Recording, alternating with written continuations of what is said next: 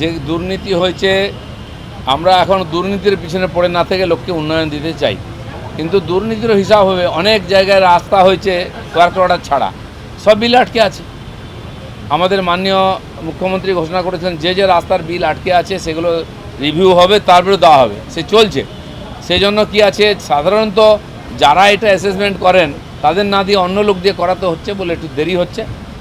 আর যে কাজ হয়েছে তার পয়সা পাবেন, যে কাজ হয়নি তার জায়গায় তাদেরকে শাস্তি পেতে হবে। কোনো পঞ্চায়েত প্রধান আছেন কিন্তু আসছেন না বা এসে কাজ করছেন না, বা তার পার্টির লোকেরাই তার বিরোধিতা করে কাজ করতে দিচ্ছেন না, তার জন্য রাস্তা খোলা আছে, সেটা বলে দেওয়া হয়েছে, তারা সেভাবেই কাজ করবে। অন্যান্য জেলা ভালো হয়েছে, মুর্শিদাবাদ একটু পিছিয়ে আছে। আমাদের আগে আসার ইচ্ছা ছিল কিন্তু বিভিন্ন কাজে হয়নি।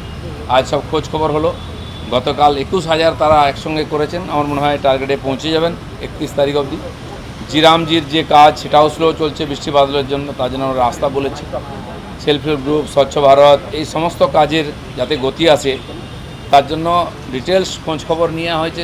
সেই ভিডিওর সঙ্গে কথা বলা হয়েছে, এখানে কাজ কম আছে আর ভালো মিটিং হয়েছে। কিছু কাজ তো প্রধানের হাতে আছে, সেটা প্রধানকে সার্টিফিকেট ওই দেবে, কিন্তু যাতে উন্নয়নের কাজ আটকায় না সেই জন্য চেক সই করা, বিল সই করার কাজটা আমরা অন্যকে দিয়ে করাতে পারবো বলে আইন সংশোধন করেছি এবং সেই প্রক্রিয়া শুরু হয়েছে।